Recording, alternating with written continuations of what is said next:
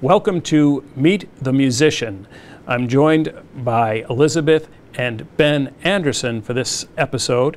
They are a brother and sister duo. Welcome to you both. It's great to have you on board on this program. Thank you. Great to be here. We should mention that what you play is fiddle and cello. So I guess we'll start, Elizabeth, with you and talk about the music you perform. It's traditional for the most part, primarily Scottish traditional music, correct? Yeah, that's correct. So one of the things that I really enjoy about this particular style of music is that it's a living tradition. And so we're kind of constantly in dialogue with past composers and current composers from all over the world. And we're putting our own spin on it. And some of the music that we play is considered traditional, which obviously somebody had to compose it, but it's so old or the history is so obscured that we don't actually know who wrote it. So we play a really wide range of music from past to present, and we enjoy arranging, which is kind of our creative take on it, the way that we contribute to the conversation. And so we're basically making the creative decisions of what tunes to pair together and how to make them really fit with the fiddle and cello instrumentation that we have. So Ben, I would ask, how do you stay in touch with traditional Scottish music? Elizabeth and I did actually spend about 3 months in Scotland. Right after she graduated college and I graduated high school, we went there together. And we had a really great opportunity to learn from some traditional Scottish fiddle players and go to some sessions and play with all the modern players. But that was only a one-time thing. Our more general thing that we do is there's camps in the area, so the main way that we learn fiddle tunes is by learning it directly from people playing it for us. We don't use sheet music. We learn it live by listening to it and playing it back. So we'll have camps. We call them camps, but they're mostly entirely adults, and we'll go there and learn tunes from all the masters. They'll have people from the area as well as from Cape Breton or Scotland or all over the country. And we'll learn fiddle tunes from them. And then, of course, there's listening to just recordings, on Spotify or Bandcamp or wherever you get your music. There's plenty of great artists and bands out there putting out awesome music all the time. Sure. Elizabeth, you are the 2016 Perth All Scotland Fiddle Champion. Talk about that. This ties in perfectly with your travels, I suppose, to Scotland. That was overlapping with the time that we were studying in Scotland. So my teacher, Douglas Lawrence, recommended this fiddle competition to me, and it was really an incredible experience because it was people from all over Scotland. I had never competed in a Scottish competition before, and so being, in the same field as people who had been learning this music in its native land, was a little bit intimidating, but it was really a fun experience. People played really beautifully, and I was very honored to be the winner of that. Congratulations, that's awesome. Ben, no sibling rivalry between the two of you? Again, you have collaborated on pieces together. It's all gone smoothly? Yeah, I mean, Elizabeth always says that we have had our rough parts. When we first got started playing together professionally and taking it really seriously, Liz would always push me very hard to be the best I could be, and I wanted to be the best I could be too. And it frustrated me that I couldn't be better than I was, and that Liz interpreted that as sibling rivalry, but I never did. I think we've always gotten along perfectly fine. Well, that's because, Elizabeth, you are a teacher as well, correct? Yeah, that's true. And actually, as a matter of fact, Ben was probably one of my very first students. I tortured him with practicing reading when we were both kids. So I don't know if you remember that, Ben. Oh, I remember it. You taught me math too. I loved learning math from you. That was great. Yeah. Yeah, so we've always loved learning things from each other, and so obviously it was a little bit more one way when we were young because I'm the older sibling, so I had a lot of experience that he didn't. But now that we're both adults, it's collaborating is just a real kind of a back and forth between us, and I feel like we're constantly learning new things from each other, and Ben inspires me all the time with the creative ideas that he has. So yeah, I think that we both learn from each other. Your day job, Ben, is in computer science, correct? Yeah. So different than music. I mean, it's a lot more related than people think. Okay.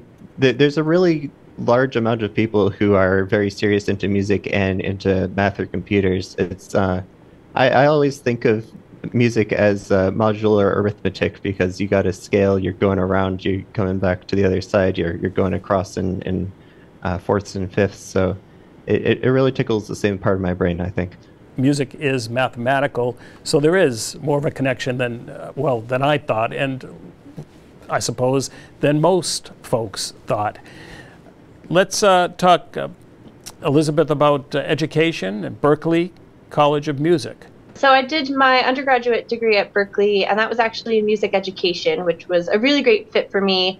I actually started off college at a different school, not studying music, and just realized that I needed it in my life so badly that I kind of switched career tracks after my first year of college and switched into Berklee. So I loved the music community there.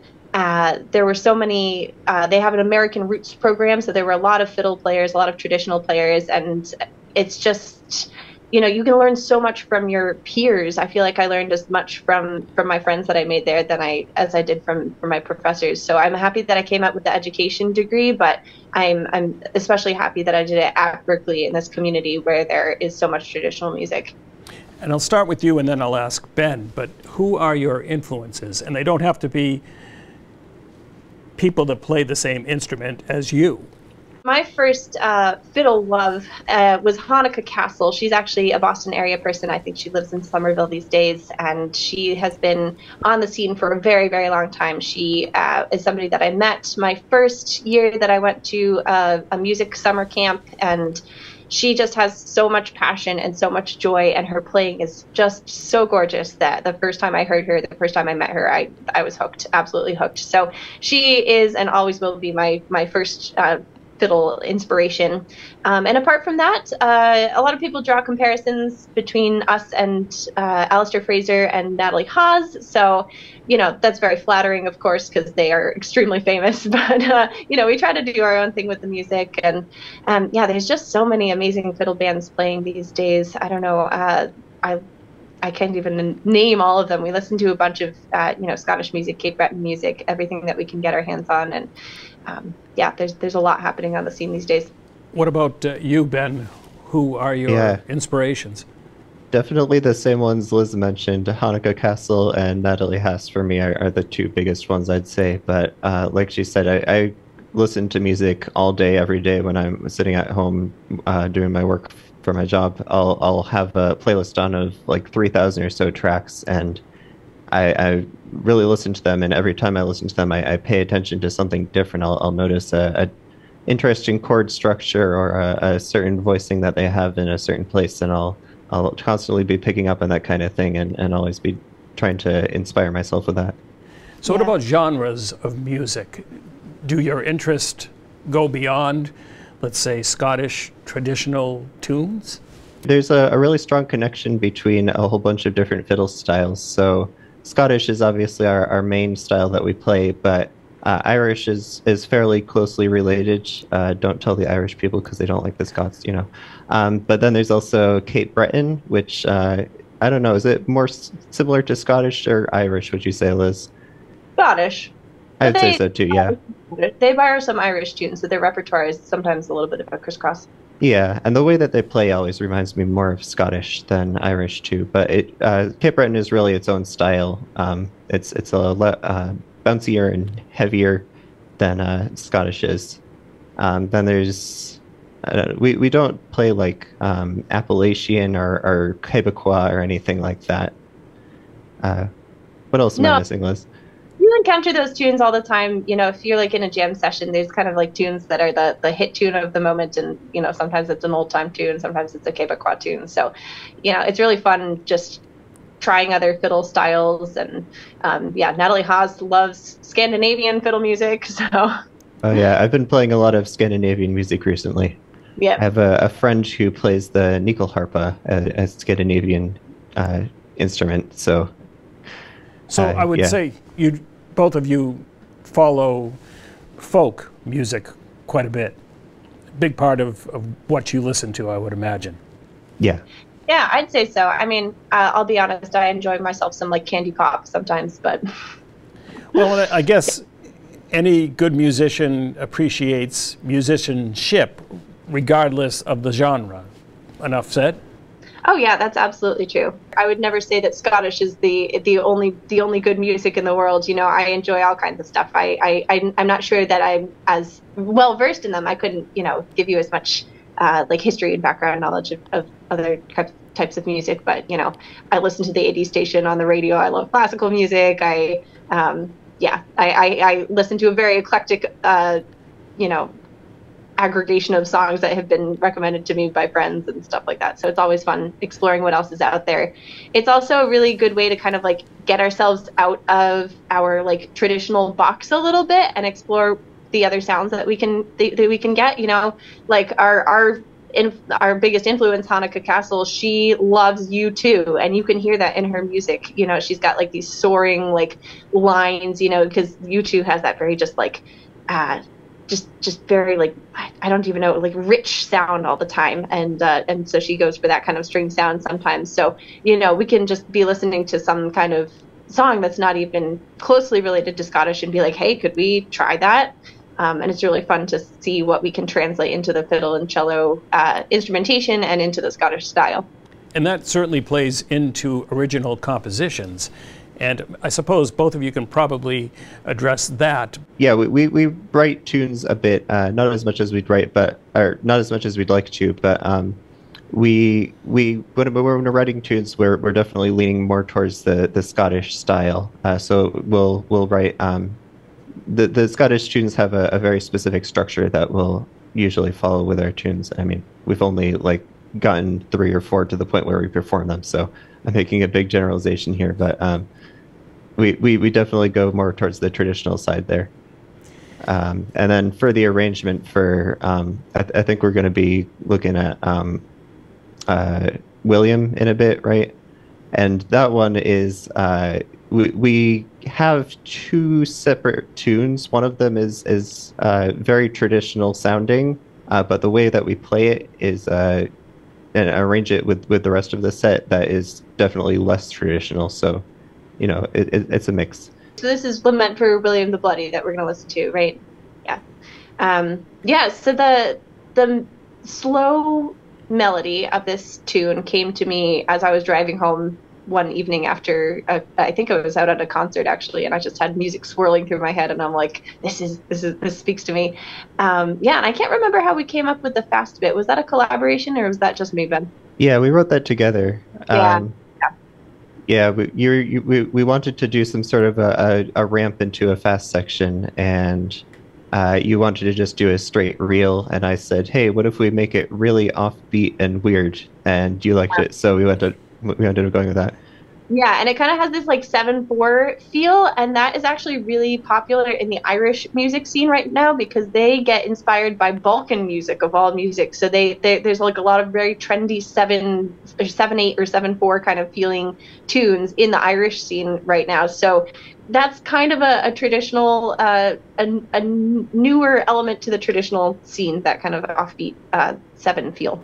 Where else have you performed? Really like BCM Fest, Boston Celtic Music Festival. Anybody who lives in the Boston area, and if you want to get into Celtic music, that's a great place to do it. Once a year in February, I think. We also just like playing like a bunch of small things where we can experiment and feel less pressure. We like to do like farmers markets and like coffee shops, that kind of thing. Where else, Liz? Well, some of our bigger gigs, we've played the New Hampshire Highland Games. That's a really fun one. People there are so enthusiastic about the music. That's another really fun place to connect with your Scottish culture if anybody is looking to get into Scottish music or Scottish anything. A lot of bagpipes. I hope you like bagpipes if you go there. And we both play for Scottish country dancing too. So we just got back from a weekend in New York where we played for dancing for 3 days straight. So that was a pretty fun time. And we played like balls, Scottish dance balls, and stuff like that too. So there's a wide variety of stuff that we do. And you also have CDs. You have music that is out there so folks can tap into it, correct? Yep. We do. We have an album that was released in 2018, and it is called Over the Isles. It's available on our website, elizabethandbenanderson.com, and it's also available on Bandcamp, which is a great place to download music, where a lot of the proceeds go directly to the artists. So Bandcamp is a great place to get your music. So elizabethandbenanderson.bandcamp.com to stream or download the album. Set up what folks will both see and hear.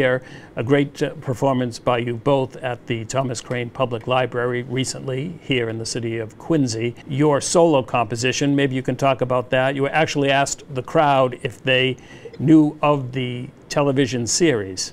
One of my biggest, I don't know, I'm a big fan. I'm a big fan of a show called Buffy the Vampire Slayer.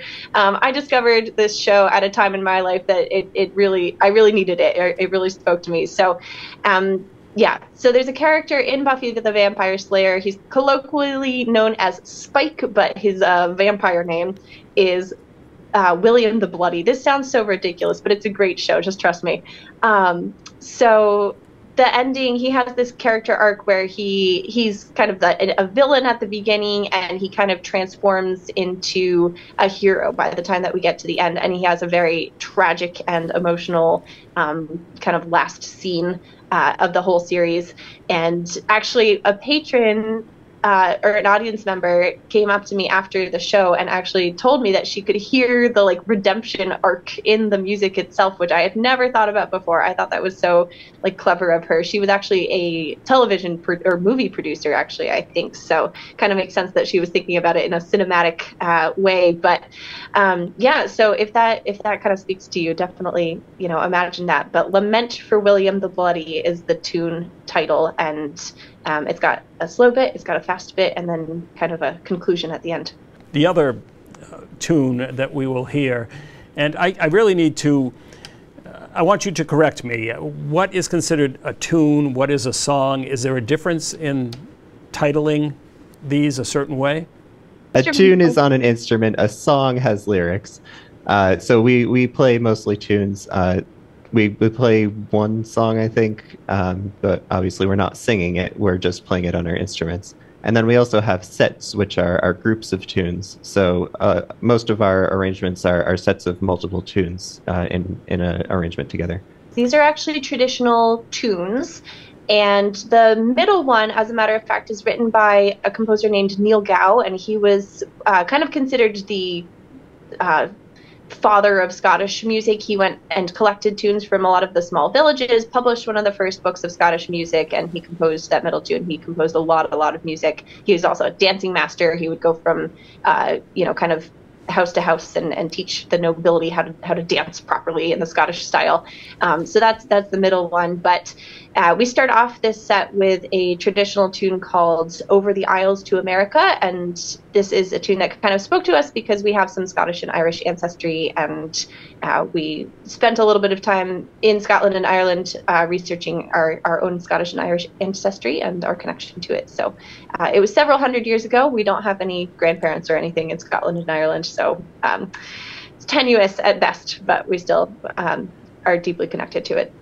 Well, I want to thank you both for joining me and for coming here to the city of Quincy to perform at the Thomas Crane Public Library. Folks will be in for a treat. I certainly wish you well in your travels and you're continuing to perform the music really that clearly you are inspired by.